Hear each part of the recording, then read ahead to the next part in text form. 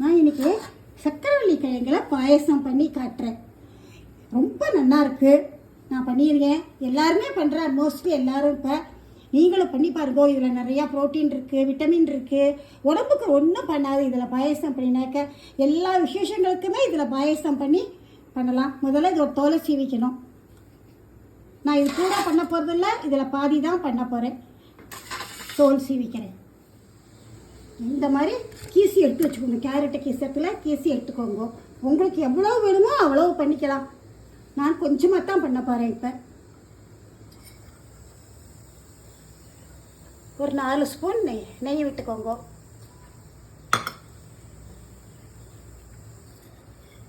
First நான் கொஞ்சமாக பேருக்கு முந்திரி பருப்பு, திராட்சையை வறுத்து எடுத்துட்டு விடுறேன்.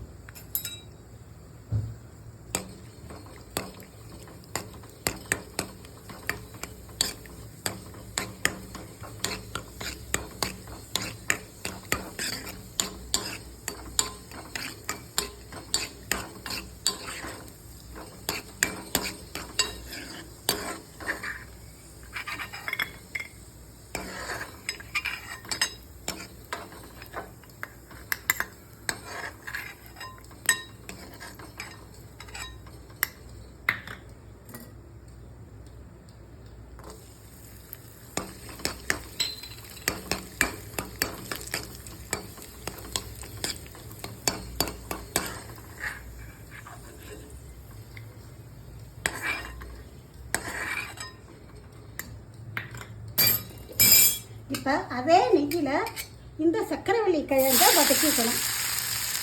கேரட் அல்வாக்கு என்ன பண்ணுறோமோ அதே மாதிரி வதக்கிக்கணும்.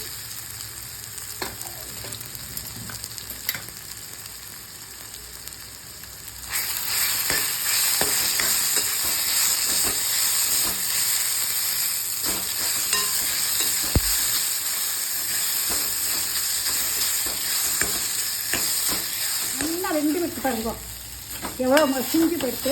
இப்போ இதில் பாலை விட்டுக்கலாம். நான் ரொம்ப கம்மியாக பண்ணுறேன்.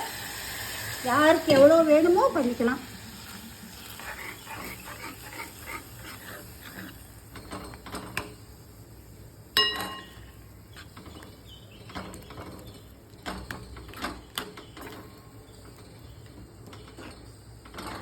இது பால் கொஞ்சம் குறுகணும்.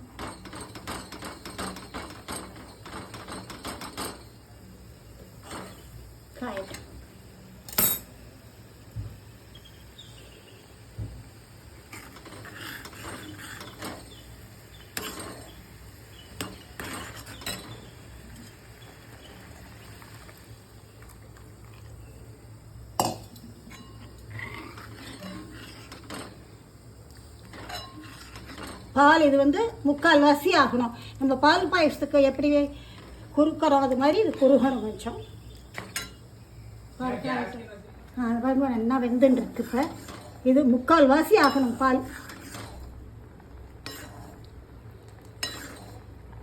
சக்கரவள்ளி கிழங்குல வேகிறதுக்கு ஒன்றும் இல்லை, ஆல்ரெடி எல்லாம் அது வெந்து போச்சு. இப்போ பால் மட்டும் குறுகணும்.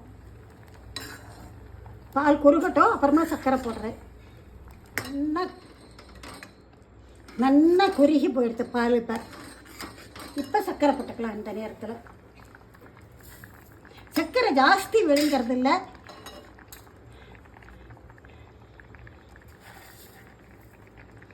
இந்த சர்க்கரை போடுறேன் நான், அவ்வளோதான் போதும். ஏன்னா கொஞ்சம் தான் நான் பாயசம் வச்சுருக்கேன். 1/4 லிட்டர் அளவு தான் பால் எடுத்துட்டு இருக்கேன்.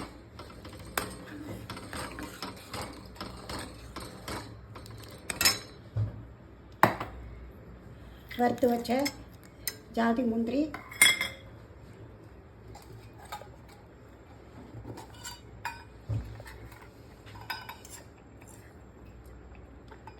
இலாய்ச்சி பவுடர்,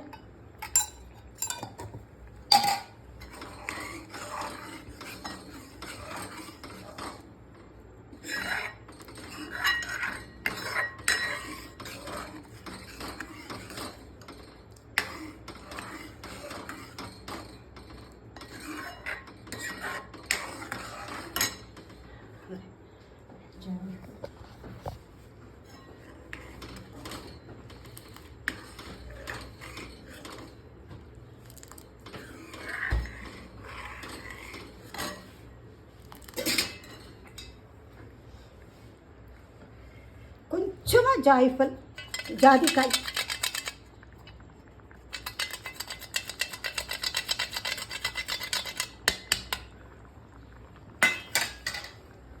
அவ்வளோதான். அடுப்பு அணைச்சி விட்றேன். மறையிறது பாத்திரத்தில் மாற்றிடுறேன்.